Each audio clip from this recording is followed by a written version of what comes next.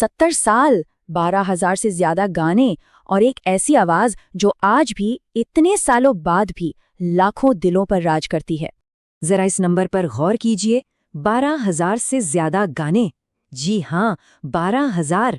ये सिर्फ एक आंकड़ा नहीं है, ये अपने आप में एक वर्ल्ड रिकॉर्ड है। ये कहानी है एक कलाकार के जुनून की, उनके अटूट समर्पण की।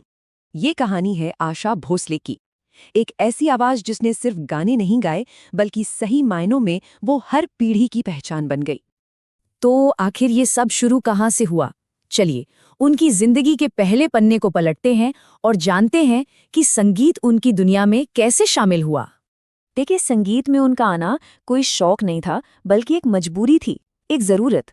सोचिए, सिर्फ 9 साल की उम्र में पिता के जाने के बाद उन्होंने अपनी बहन लता जी के साथ मिलकर परिवार की जिम्मेदारी उठा ली थी। अब आगे बढ़ते हैं उनके सफर में और देखते हैं कि वो शुरुआती दौर कितना मुश्किल था और फिर वो एक मोड़ आया जिसने सब कुछ बदल कर रख दिया। देखिए, शुरुआत बिल्कुल भी आसान नहीं थी। उन्हें अक्सर वो गाने मिलते थे जो बाकी सिंगर्स छोड़ देते थे, या तो वैम्प के किरदारों के लिए या फिर छोटे बजट की फिल्मों के लिए। पर उन्होंने हार नहीं मानी, लगी रहीं। और फिर उनकी कहानी में एक नया मोड़ आता है, एक ऐसा नाम जिसने सब कुछ बदल दिया, आर.डी. बर्मन। जब वो उनकी जिंदगी में आए ना, तो ये सिर्फ उनके करियर का टर्निंग पॉइंट नहीं था, ये तो पूरे हिंदी फिल्म संगीत के लिए एक क्रांति जैसा था। इन दोनों की जोड़ी ने मिलकर एक ऐसी आवाज बनाई जो बिल्कुल नई थी, थोड़ी विद्रोही थी और एकदम ताज़ा। दम मारो दम से लेकर पिया तू अब तो आजा तक, समझ लीजिए उन्होंने बॉलीवुड म्यूजिक का एक नया ट्रेंड ही सेट कर दिया। और बस इसके बाद वो दौर शुरू हुआ जब आशा भोसले की आवाज ने बॉलीवुड पर राज करना शुरू कर दिया। एक तरफ चुरा लिया है तुमने की मिठास, तो दूसरी तरफ ओ हसीना जुल्फों वाली की शरारत।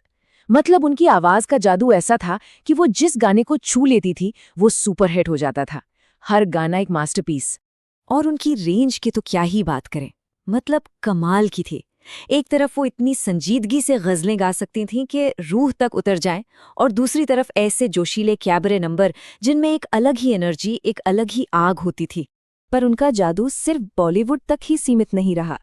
चलिए देखते हैं कि कैसे उनकी आवाज और उनकी विरासत ने सरहदों को भी पार कर दिया। उनकी आवाज देश की सीमाओं को लांघकर दुनिया के कोने कोने तक पहुंचे। उन्होंने बड़े बड़े इंटरनेशनल कलाकारों के साथ काम किया, दुनिया भर में सोल्ड आउट कॉन्सर्ट्स किए। मतलब उनकी आवाज हर जगह गूंज रही थी। उनकी इस बेमिसाल कला को देश के सबसे बड़े सम्मानों से नवाजा गया।